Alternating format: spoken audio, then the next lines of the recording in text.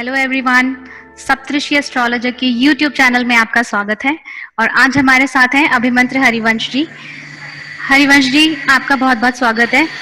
Sir, please कुछ बताइए sir अपने बारे में, आपके ज्योतिष के जो भी ज्योतिष का आपका सफर रहा है, कहाँ से आपने सीखा है, कौन आपके गुरु रहे हैं, सर थोड़ा सा बताइए। सबसे पहले सभी दर्शकों को मैं अपना नमस्कार करूंगा और YouTube पे जो भी दर्शक हैं, आज उनको मैं कुछ बताना चाहता हूं कि ज्योतिष की विशेषताएं हैं। और जहां तक मेरे प्रश्न है, ये यात्रा बहुत लंबी है, कोई छोटी यात्रा नहीं है। बचपन कोई बहुत अच्छा नहीं गुजरा। माता पिता अनएजुकेटेड थे और मुझे पढ़ने का शौक था, लेकिन प्रारंभिक पढ़ाई में बहुत परेशानियां आई, बार बार ब्रेक हुए। ज्योतिष पढ़ने का शौक जीवन के प्रारंभ से रहा है। मैं आकाश की तरफ देखता था तो बड़ी विचित्रता नजर आती थी। ज्योतिषियों के बारे में सुनता था, लोग बताते थे तो भी बड़ा आश्चर्य होता था कि ये कैसे बता देते हैं कि भाई तुम्हारा ये होगा, ये क्या हो जाएगा, तुम्हारे संतान होगी, तुम्हारे संतान नहीं होगी, तुम्हारा विवाह होगा, तुम्हारा विवाह नहीं होगा। ये एक ऐसे लगता था जैसे कोई जादू हो रहा है। और ये जिज्ञासा धीरे धीरे बढ़ती ही चली गई। और फिर जो ज्योतिष के ज्ञान का प्रश्न है, तो वो पुस्तकें इकट्ठी करना, उनको पढ़ना, पढ़ने का शौक प्रारंभ से रहा है। तो मैं उन पुस्तकों को पढ़ा करता था। फिर कभी कहीं पता चलता था कि वहां कोई ज्योतिषी आए हैं, तो वहां दौड़ के जाता। बच्चा था, मालूम तो था नहीं कि क्या होता है, तो कोई ज्योतिषी भाव ही नहीं देता था। बच्चा समझ करके अच्छा चलो बाद में आना, इस तरह की बातें होती थी। लेकिन धीरे धीरे धीरे धीरे जब ज्ञान बढ़ता चला गया, आयु भी बड़ी होती चली गई, तो समझ में आया ज्योतिष होता क्या है। फिर इनकी पुस्तकों को पढ़ने का मैंने शुरू किया। और सबसे उत्तम पूर्व जो मुझे पुस्तक लगी वो थी फल दीपिका। हमारे महर्षि जो रहे हैं आपका मंत्रेश्वर जी, उन्होंने उसको बड़े ही गहराई से अर्थ लिखा है। संस्कृत थोड़ी सी क्लिष्ट जरूर है, लेकिन फिर भी बहुत से श्लोक ऐसे हैं जो आसान है। फिर बृहद पाराशर होराशास्त्र, वो तो हमारे पितामह कहलाते हैं पाराशर जी, उसको भी पढ़ा। और अन्य और पुस्तकें भी पढ़ते पढ़ते पढ़ते पढ़ते एक बहुत ही महान व्यक्ति जिनका नाम है नेमिशरण शास्त्री जी, उनकी पुस्तक भी मुझे प्राप्त हुई। मैंने उसका भी अध्ययन किया। उसके अतिरिक्त और भी बहुत सारी पुस्तकें पढ़ी, लेकिन केवल पुस्तकों के पढ़ने से कोई विशेष लाभ नहीं हो रहा था, क्योंकि उनके अंदर साहित्य लिखा हुआ था। अब ये साहित्य कैसा है, कैसा नहीं है, इसके बारे में बहुत ही कठिन कहना। 800 साल हमारे यहाँ मुगलों ने साम्राज्य किया, उसके बाद 250 साल हमारे यहाँ अंग्रेजों ने किया, और उन्होंने ये जरूर देखा कि इन लोगों की जो अपनी यूनिटी है वो कहीं ना कहीं धर्म शास्त्र से जुड़ी हुई है, ज्योतिष शास्त्र से जुड़ी हुई है। और उन्होंने इस यूनिटी को तोड़ने के लिए ज्योतिषियों के साथ दुराचार करना प्रारंभ किया, और इस साहित्य का भी बहुत हानि हुई। आज जो साहित्य हमारे सामने है वो पूरा है या उसमें कुछ जोड़ा गया है या उसमें कुछ नहीं है, ये कहना बड़ा मुश्किल है। धीरे धीरे ये जब एक धारा बहती चली गई, जिज्ञासा बढ़ती चली गई, अचानक मेरा संपर्क भारतीय विद्या भवन दिल्ली से हुआ। और उसमें भी विशेषकर एक हमारे रिटायर्ड कर्नल थे, श्री अशोक कुमार गौर साहब, आज वो नहीं है, उनका देहावसान हो चुका है।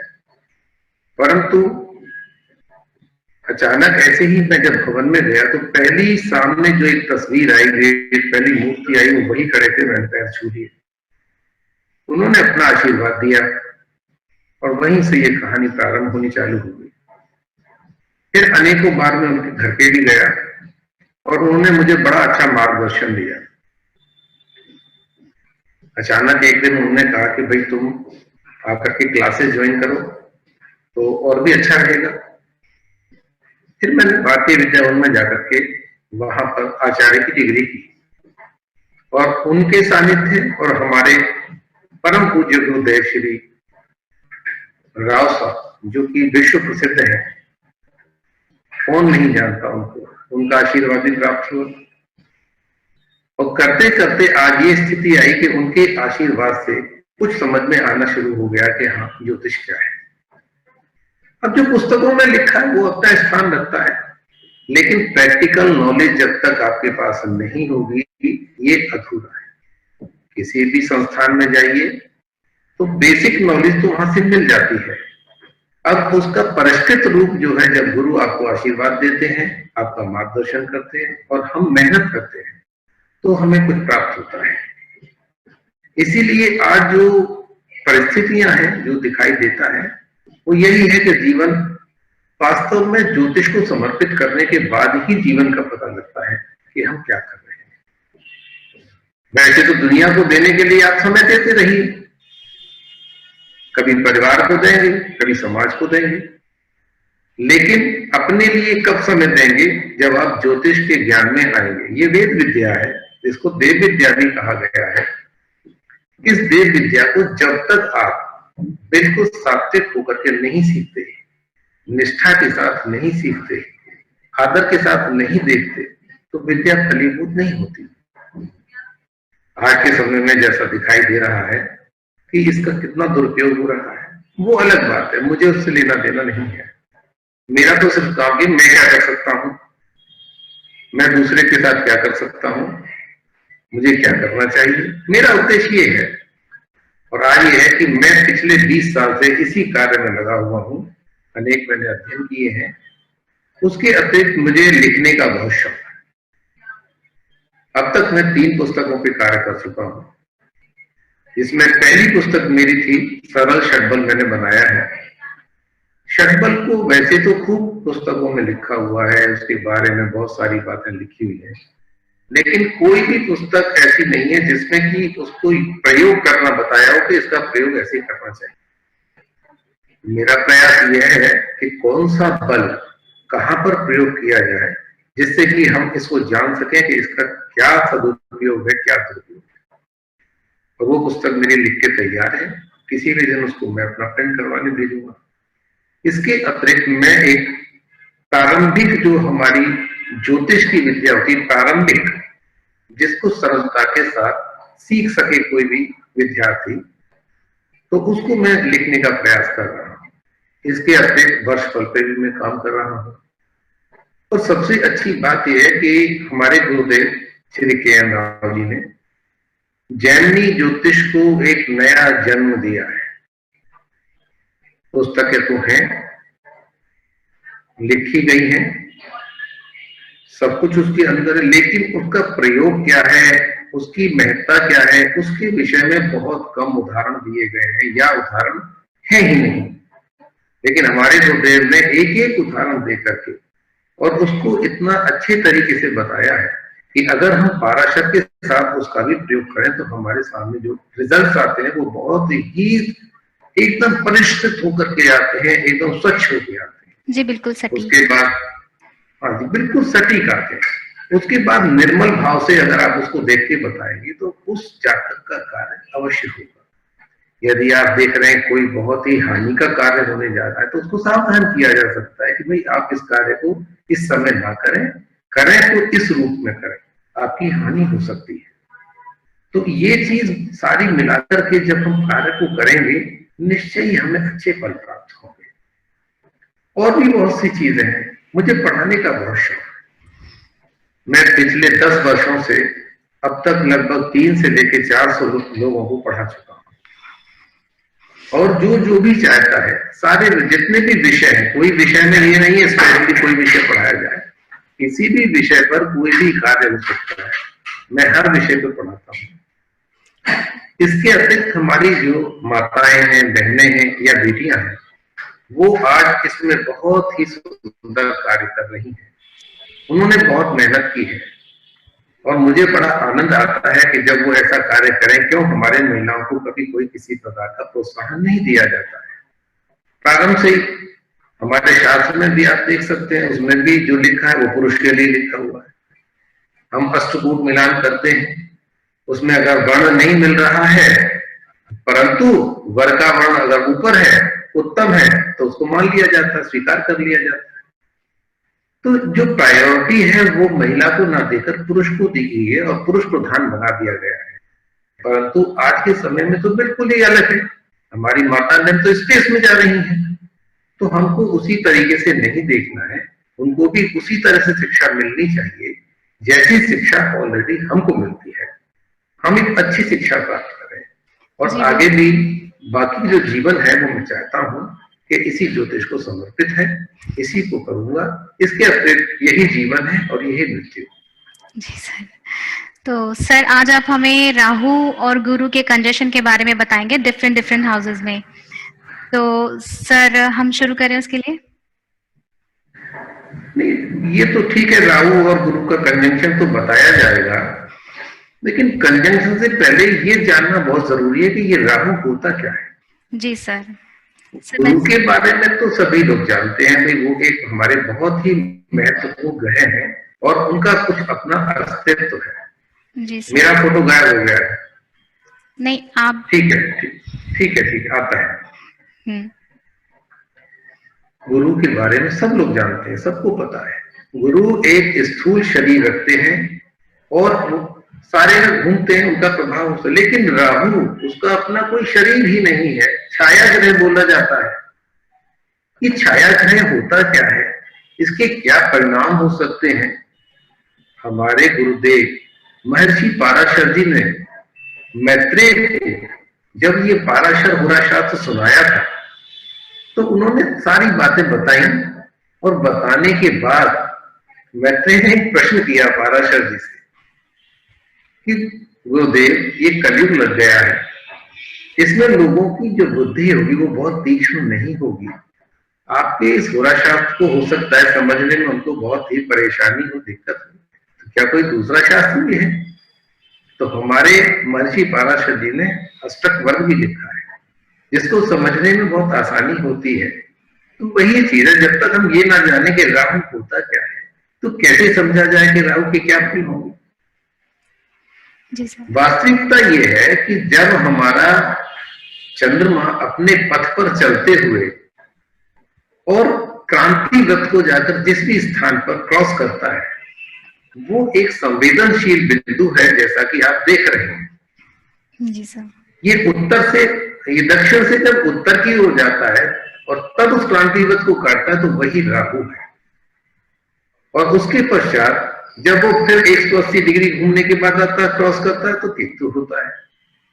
लेकिन ये संवेदनशील बिंदु हमारे जीवन में बड़ी उथल पुथल कर देता है, इसीलिए इसको ग्रह बोला जाता है।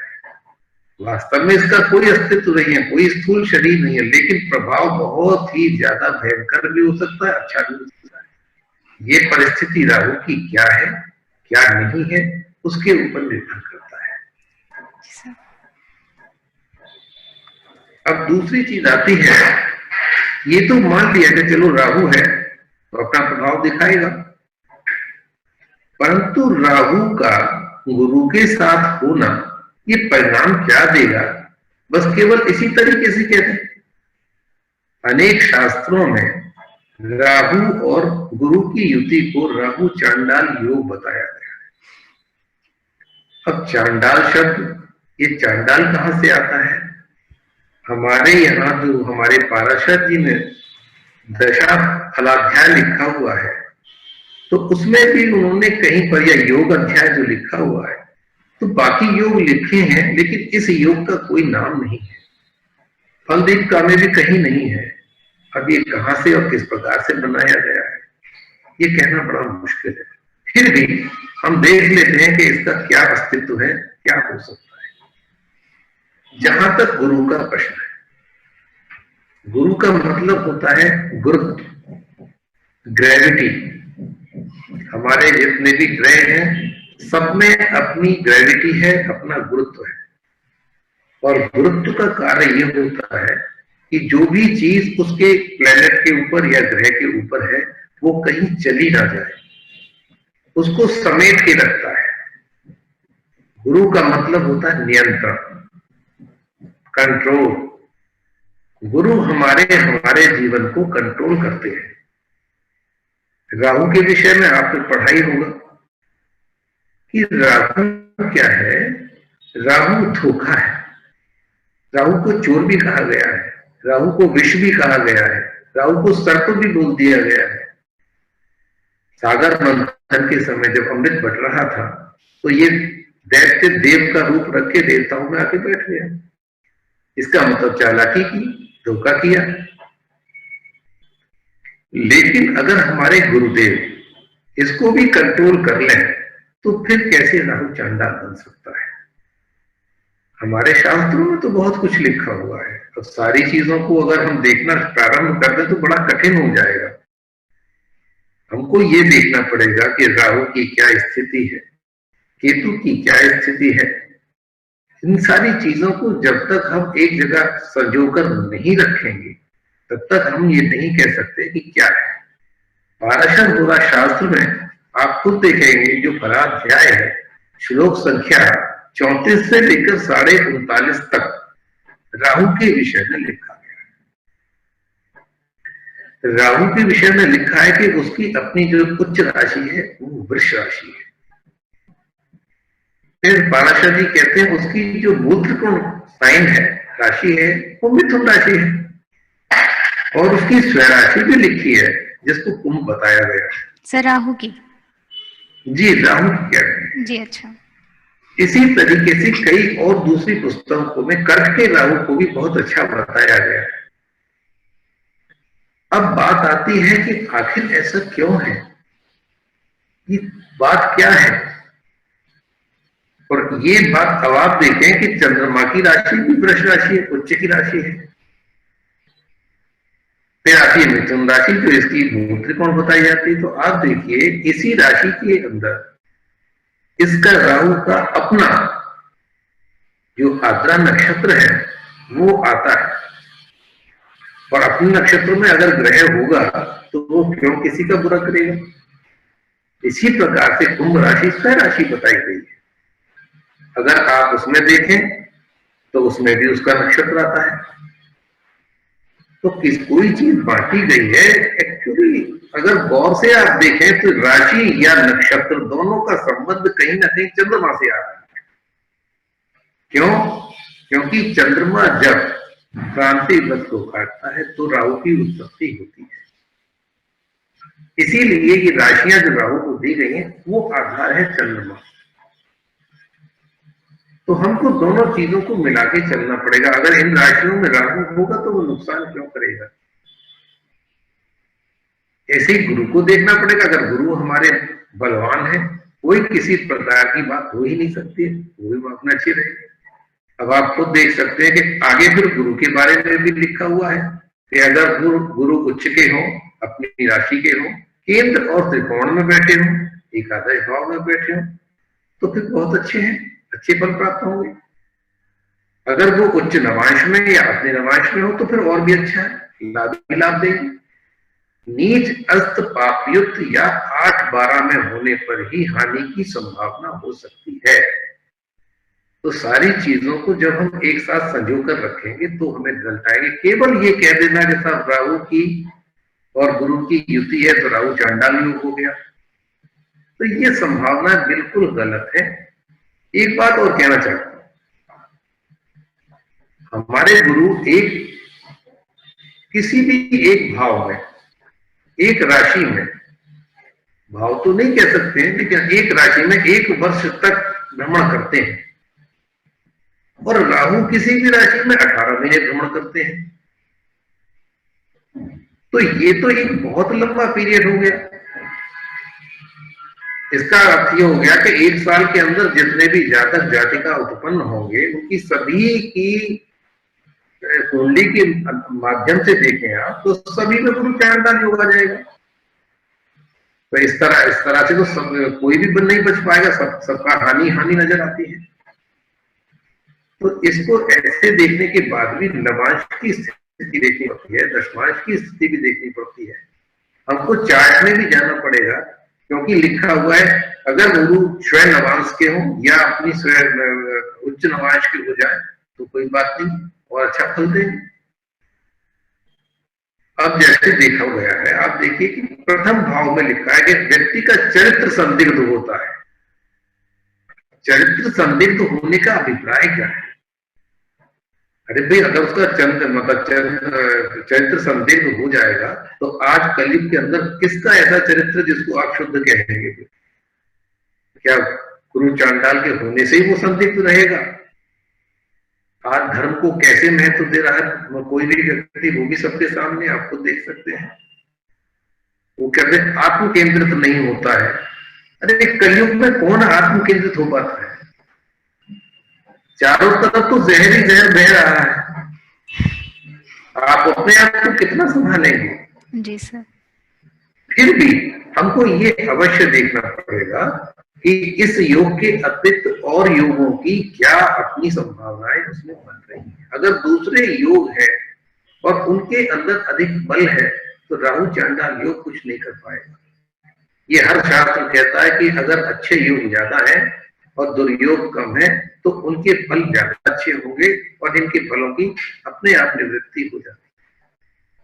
और द्वितीय भाव में आप देखिए, द्वितीय भाव के लिए भी वो कहते हैं मदिरापान करेगा, धूम्रपान करेगा, धन की हानि हो जाएगी। ऐसा क्यों कहा है?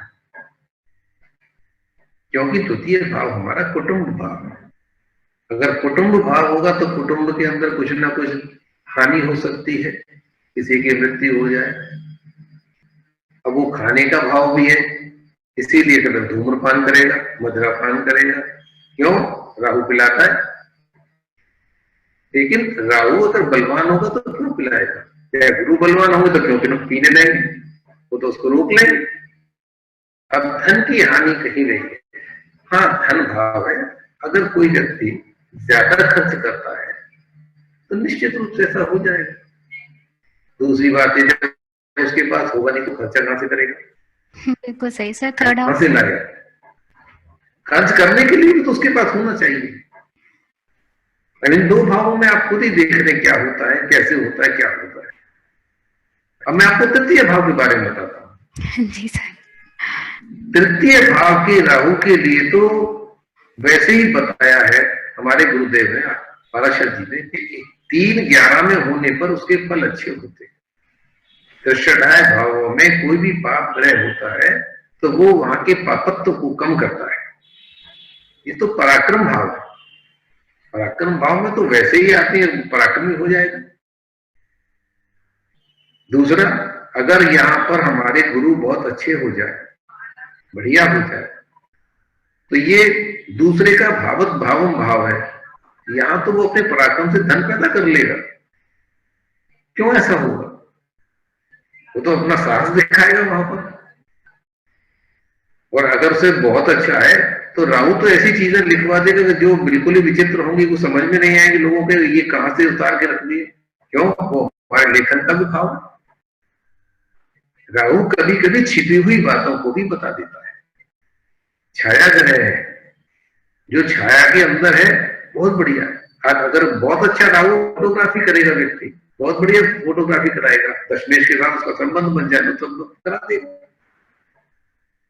बात चतुर्थ भाव की आती है, सुख भाव कहलाता है हमारा। अब उसमें आप देखिए, माता को कष्ट। अरे भाई, माता को कष्ट किस क्यों? अगर वहां चंद्रमा बलवान होकर बैठा है, कर्क राशि में बैठा होगा तो काहे क्यों होगा ऐसा? चंद्रमा तो माता का कारक है। माता का कारक है तो माता को तो वो सुबुद्धि देगा, अच्छी देगा, आयु देगा, सारी चीज देगा। क्यों ऐसा खराब होगा? और कर्क के राहु की तो वैसे भी प्रशंसा की गई है। हमारे देखिए अटल बिहारी वाजपेयी हैं, उनका कर्क का राहु है, नवम भाव में बैठा हुआ है। उसी की दशा में वो प्रधानमंत्री बने हैं। अब यहाँ पे आप कहने साहब राहु बड़ा खराब होता है, वो तो जलीय राशि में, ये सारी बातें ना, ये उचित नहीं है। कहीं ना कहीं जब तक हम प्रैक्टिकल नहीं करते हैं तब तक कुछ पता नहीं चलता है। इसके साथ साथ नक्षत्रों को भी देखना पड़ता है। राशि के अंदर तो बहुत नक्षत्र होते हैं, 3-3 नक्षत्र होते हैं। अगर अपने मित्र के नक्षत्र में कोई ग्रह है, अपने नक्षत्र में है, तो फिर वो क्यों आपकी हानि करेगा?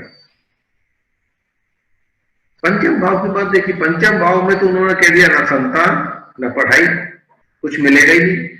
संतान भी नहीं मिलेगी, पढ़ाई भी प्राप्त नहीं होगी। सर भाई पंचम ऐसा भाव क्यों के हो? लिए, सर सॉरी सर, सर पंचम भाव के लिए भी हमारे हम लोगों ने शायद एक कुंडली हम लोगों के पास है ना? हम उसका देखते हैं हाँ, एक बार।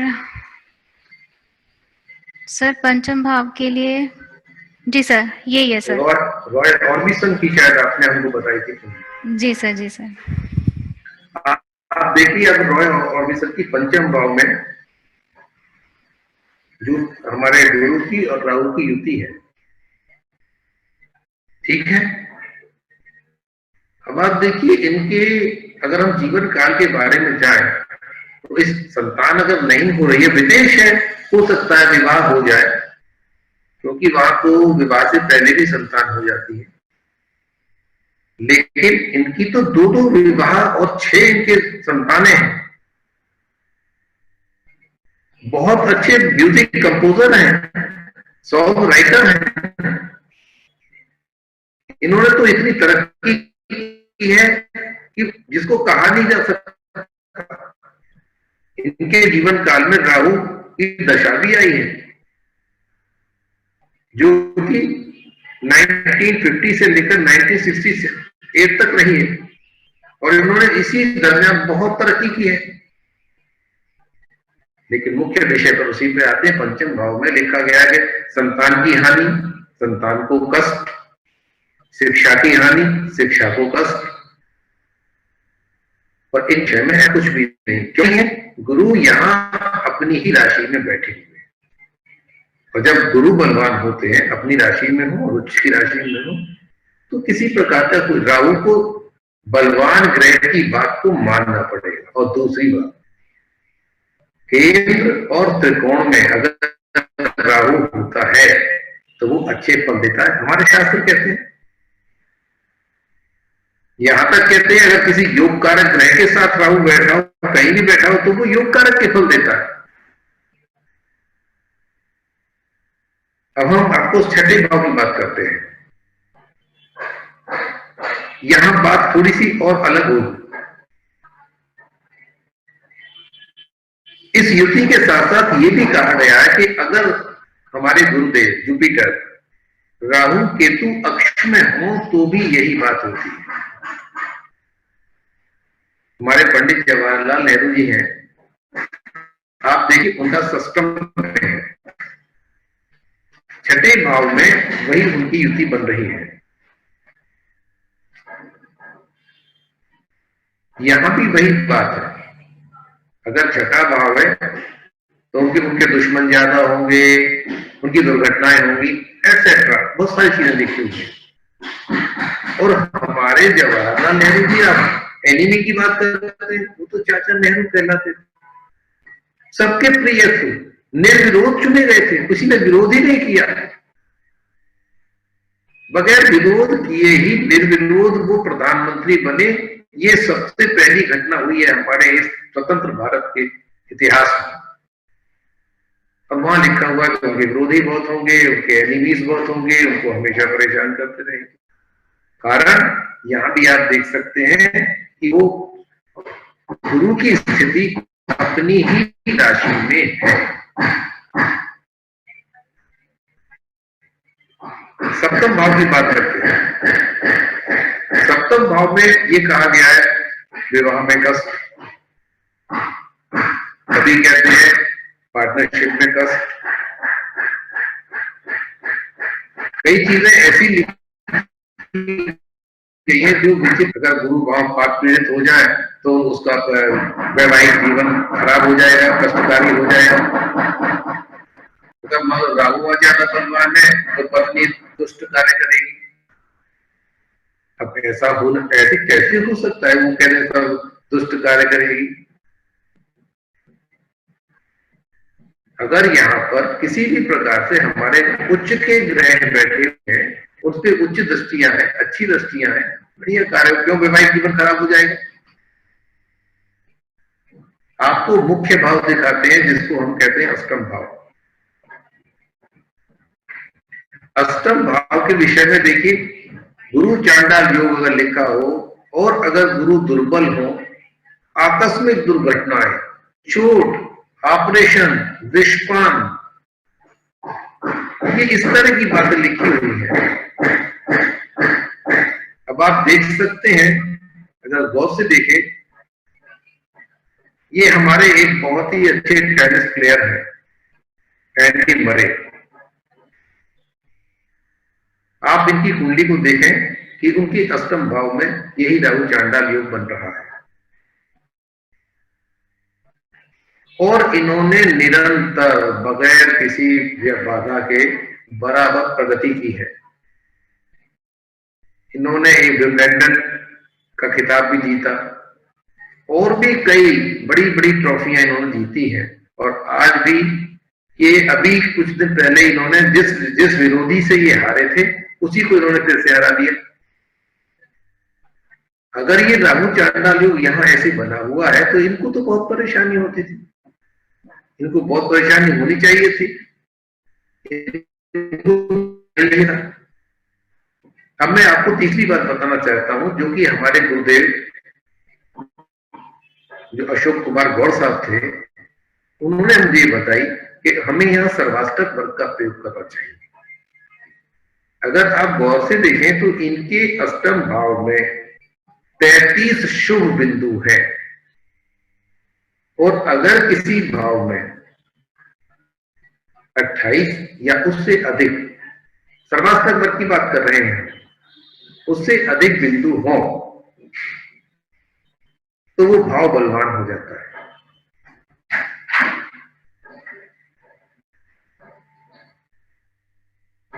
अब उसके बलवान हो जाने पे क्यों हानि किस प्रकार से हो सकती है? इसी तरीके से अगर आप अष्टम भाव के बाद नवम भाव पे जाए,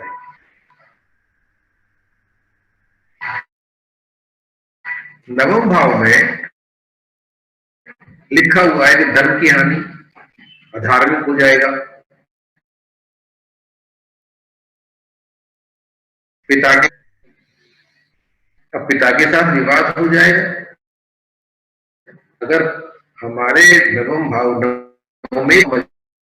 मजबूत है, दृष्टियां हैं, तो पिता के साथ क्यों किसी प्रकार की नहीं होगी।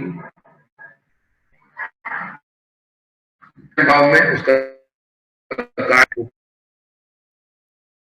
काम हो जाएगा इत्यादि बहुत सारी बातें लिखी। मुख्य भाव में आपको एकादश बता दूं, वैसे भी एकादश के राहु के लिए कहा गया है कि वो उत्तम परिणाम देता है। इसमें ये म्यूजिक जरा उनकी कुंडली चाहिए,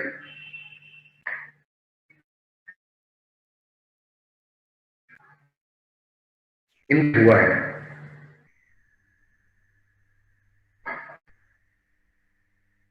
ये बहुत अच्छा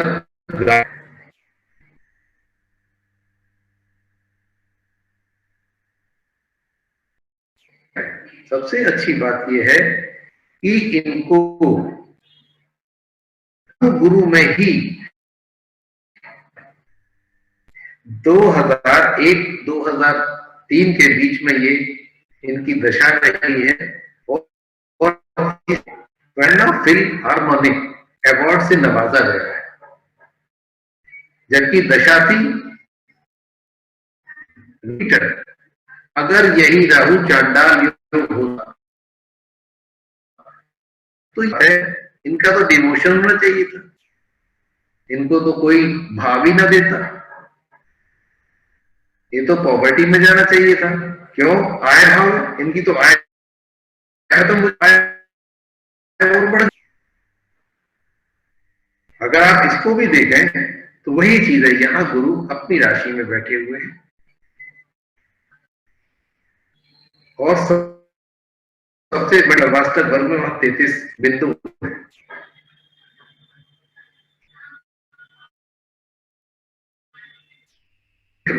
भाव होता है जिसको लोग कहते हैं, या इसमें जो भी चीज आती है वो समाप्त हो जाती है, व्यय भाव कहा जाता है। एक्सपेंडिचर, लाइफ का भी एक्सपेंडिचर हो जाएगा, वो भी उसका भी व्यय हो जाएगा। लेकिन ऐसा होता नहीं। यहां हम एक कुंडली लेंगे आपके सामने। ये मिस्टर ए स्कॉट क्रॉसफील्ड है, जो एक और पायलट भी थे, और ये उन्हें ध्वनि से भी डबल दूनी गति से प्लेन उड़ाया। अब ध्वनि की गति जैसा कि मुझे मालूम है 1100 माइल पर होती है, इसका मतलब उन्होंने 22 रफ्तार से सर ऑफिसर। सर जी सर एक बार अपना माइक चेक कीजिए प्लीज। हाँ, आवाज आ रही है मुझे? कनेक्शन। हाँ सर,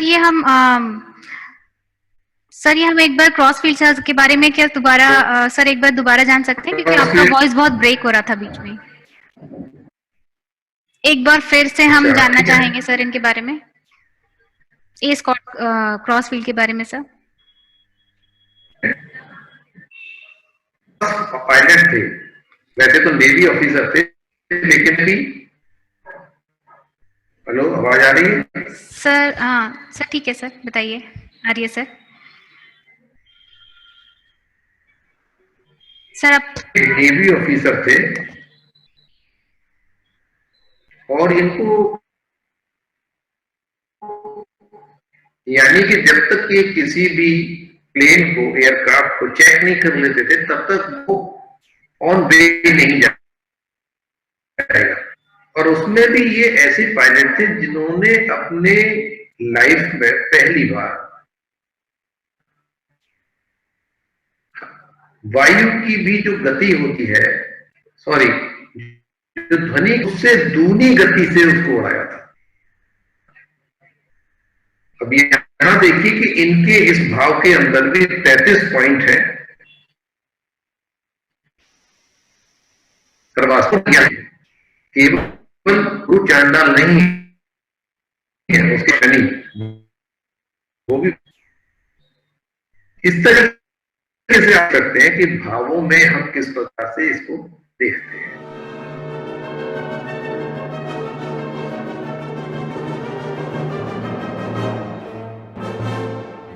अब मैं आपसे बात करूंगा नवम भाव की, ठीक है? हेलो, नवम भाव की बात करते हैं और देखते हैं कि इसमें क्या होता है।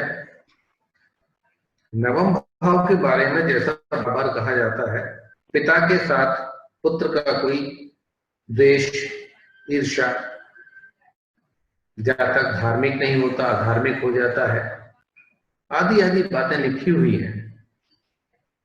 लेकिन क्या ऐसा होगा? राहु को कहा गया है कि अगर वो केंद्र में या त्रिकोण में होता है तो शुभ फल करता है। It's clear. दूसरा कहते हैं कि अगर वहां पर राहु बलवान है तो अच्छे फल देगा। तो अब यहाँ राहु बलवान हो या गुरु बलवान हो, दोनों के रहने से बात एक ही होती है, क्यों वो अधार्मिक होगा, क्यों अधर्म करेगा, क्यों पाप करेगा। दूसरे गुरु तो यहाँ के कारक हैं, नवम भाव के कारक थे। किसी भी प्रकार का कष्ट होगा तो अपने आप ठीक करेंगे। भाव दशम, उसमें तो बहुत सारी बातें लिख दी गई हैं। वो कार्य नहीं करेगा, उसके कार्य में बाधाएं आएंगी, उसको राजकृपा नहीं प्राप्त होगी, सरकार से उसको कष्ट होगा, इत्यादि बातें। अब आप देख सकते हैं कि वो राहु या केंद्र में होगा। यदि राहु केंद्र में है या त्रिकोण में है तो फिर वही बात आती है, अच्छे फल है। दूसरे, अगर यहाँ पर जुपिटर उच्च के हों, अपनी राशि के हों, तो यहाँ तो अत्यंत ही बहुत ही सुंदर एक योग बनेगा, जो कि वो हर हाल में बहुत अच्छे कार्य करेगा, व्यक्ति किसी प्रकार की हानि नहीं। मुख्य भाव, एकादश भाव, जो आज के कलयुग में सबसे बड़ा भाव कहा जाता है। जिसके पास पैसा है उसके साथ सब है, जिसके पास पैसा नहीं है उसके साथ कोई नहीं है। पैसा कहां से आएगा? आय भाव से आएगा। वो कहते हैं अगर 11वें भाव में युति बनती है तो उसकी आय निबट जाएगी, खत्म हो जाएगी, उसके कार्य की हानि हो जाएगी, उसको दुनिया भर के नुकसान हो जाएंगे। अब यहां हम एकादश भाव की कुंडली आपको दिखाना चाहेंगे जो जुबिन मेहता नाम के म्यूजिक कंपोजर की है। आप कुंडली दिखाएं। अब आप देखेंगे जुबिन मेहता, इनको 2001 और 2003 के मध्य में राहु और जुपिटर की दशा आई। राहु की महादशा थी और जुपिटर की अंतर्दशा थी। अगर ये राहु चांडाल योग बहुत खराब होता तो इनको तो किसी भी प्रकार से कोई अवार्ड मिलने का कोई संभावना ही नहीं बनती, जबकि हमारा एकादश भाव है उपाधियों का। और यहाँ ये राहु चांडाल योग जो जिसको कह रहे हैं आप देख सकते बन रहा है, लेकिन इसी के दरमियान इनको यहाँ आपके वाइन ऑफ फिल हार्मोनिक इसकी ट्रॉफी मिली, अवार्ड मिला। और मैं फिर दूसरी बात आपसे कहना चाहूंगा, और वो कहना चाहूंगा अष्टक वर्ग पर। क्यों? क्योंकि इस भाव में 33 शुभ बिंदु हैं सर्वाष्टक वर्ग में। जी सर। सबसे अंतिम भाव द्वादश भाव, जिसके विषय में तो पता नहीं किसी भी शास्त्र ने ये नहीं कहा कि बड़ा अच्छा होता है। मृत्यु भाव कहा गया, व्यय भाव कहा गया, सारी चीज व्यय हो जाती है, मृत्यु हो सकती है। विदेश को भी बड़ा बुरा मानते थे पहले, विदेश चला गया तो कहते थे बड़ा बुरा हो गया, तो घर छोड़ दिया। अब दोनों के विषय में तो एक कुंडली है हमारी जिसका एक स्कॉट टॉस फील्ड जरा लगाया। यहां आप देख रहे होंगे कि जो हमारा राहु चांडाल योग बन रहा है उसमें 4 ग्रहों की युति है। अगर ये राहु चांडाल योग ज्यादा प्रभावी होता तो इनकी तो दुर्घटना हो जानी चाहिए थी, इनको तो बहुत दिक्कत होनी चाहिए थी। लेकिन ये पहले एक ऐसे जातक हुए हैं, ये एक नेवी ऑफिसर हैं और ये इसके बाद भी टेस्ट पायलट थे और इन्होंने तो कमाल कर दिया था। इन्होंने अपनी उस सेवा के अंदर ध्वनि से भी दुनिया के प्लेन को उड़ाया, पहले व्यक्ति थे। अभी राहु चांडाल योग कैसे होता है आपके समक्ष है। 12 भाव के बारे में मैंने पूरा बता दिया। देखिए राहु चांडाल योग को जो कहा गया है वो ये युति से नहीं होता है, अन्य दूसरे क्या प्रभाव हैं, हमारे गुरु कैसे हैं, हमारे राहु कैसे हैं, वो किन भाव के स्वामी हैं, कहां पर बैठे हैं, उन पर किन ग्रहों की दृष्टि है, उनके साथ और कौन बैठा हुआ है, उनकी दशमांश में क्या स्थिति है, नवांश में क्या स्थिति है। इन सारी चीजों को देखने के बाद ही निर्णय किया जाएगा कि यह राहु चांडाल योग है या ये राहु समर्थक है। ये तो समर्थन दे रहा है, ये राहु चांडाल नहीं, राहु शानदार योग कहना चाहिए इसको। तो ये तो राहु शानदार योग बनाएगा, किसी भी व्यक्ति को तो जीवन में कहां से कहां पहुंचा देगा, उपलब्धियां भी देगा, उपाधियां भी देगा। अब दूसरी चीज मैं एक और कहना चाहता हूं, हमने जितनी भी कुंडलियों के बारे में बात की है, आप देखें सिर्फ एक अकेले कुंडली नंबर 1 हमने दी है रॉय ऑर्बिसन की, इसके अतिरिक्त सभी कुंडलियों में जहां जहां राहु चांडाल योग बन रहा है सर्वाष्टक वर्ग में 33 शुभ बिंदु हैं। अकेले एक पंचमी कुंडली सब शुभ है, 28 से थोड़ा सा कम। सर एक बार दूसरी फिर बताएंगे मैं इसी कुंडली के बारे में सर एक बार फिर बताएंगे सभी कुंडलियों में क्या कॉमन चीज निकली है? थोड़ा सा वॉइस क्लियर नहीं था सर। जहां जहां जुपिटर की और राहु की युति है, जिसे हम राहु चांडाल योग कह रहे हैं, जी सर, उसी भाव में सर्वाष्टक वर्ग में 33 शुभ बिंदु दिए गए हैं। जी सर। केवल अकेली रॉय ऑर्बिसन की जो कुंडली है, जो पंचम भाव में युति बन रही है, वहां 27 शुभ बिंदु हैं, जो 28 से एक कम है जी। लेकिन यहाँ एक दूसरी चीज मैं आपको प्रस्तुत करूंगा, जो बहुत ही ज्यादा अच्छे योग बन रहे हैं, उनकी तरफ भी आपको ध्यान देना चाहिए। जो अगर कोई खराब योग बन भी रहा है उसको नष्ट करते हैं। आप इसमें देखेंगे कि दशम भाव में उच्च का चंद्रमा बैठा हुआ है और दशमेश अपने से 11वें भाव यानी अष्टम भाव में जाकर उच्च का हो गया है। सूर्य है वो नवम भाव में उच्च होकर के बैठे हुए हैं। स्वराज मंगल बैठे हुए हैं। शनि महाराज को देखिए, वो भी सप्तम भाव में है, अपने ही भाव में बैठे हुए हैं। गुरु महाराज अपने साइन में बैठे हुए हैं। सारी स्थितियां इतनी मजबूत हैं, इतनी शानदार हैं, इतनी बली हैं कि ये राहु चांडाल योग अगर होगा भी तो क्या करेगा। कि 2 शादियां हुई और 6 बच्चे, 6 संतानें हैं। अब इसका थोड़ा दशमांश भी देख लीजिए। आप दशमांश में देखिए, जो दशमेश शनि है वो 6ठे भाव में बैठे उच्च के होकर के। जिसका दशमांश भी सुधरा हुआ हो, जिसका अपना कुंडली भी सुधरी हुई हो, उसमें छोटे मोटे ऐसे योग क्या करेंगे, उनका कोई प्रभाव नहीं होता है।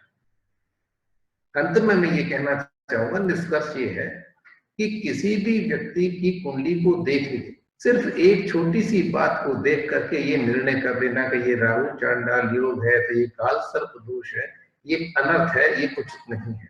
हमें सारी परिस्थितियां कि अगर कोई योग बन रहा है, अन्य क्या योग बन रहे हैं, कुंडली कितनी सशक्त है, और इस योग में जो भी हमारे ग्रह हैं उनकी क्या स्थिति है, उनकी वर्गों में क्या स्थिति है, उनके ऊपर और दूसरे क्या क्या प्रभाव है, और सर्वाष्टक वर्ग जरूर देखना चाहिए। सर्वाष्टक वर्ग से बहुत कुछ हासिल हो जाता है। यहाँ जैमिनी की बात मैं नहीं करूंगा, नहीं तो अमात्य कारक से और कारकाश लग्न का प्रयोग करने से तो और भी स्थिति स्पष्ट हो जाएगी। उसमें भी हम बहुत कुछ देख सकते हैं, क्योंकि यहाँ समय थोड़ा पर्याप्त नहीं है। जैमिनी के बारे में तो बहुत डिटेल में बताना पड़ेगा, सारी दशाएं निकाल के बतानी पड़ती हैं। जी सर, जी सर। तो यहीं पर मैं अपनी इस वार्ता को समाप्त करने की आपसे इजाजत चाहूंगा और अपने सभी दर्शकों को एक बार फिर से धन्यवाद करूंगा। आपका भी बहुत बहुत धन्यवाद कि आपने मुझे YouTube के जितने भी दर्शक हैं उनके समक्ष प्रस्तुत किया। धन्यवाद। थैंक यू सो मच, हमारे शो पे। Thank you.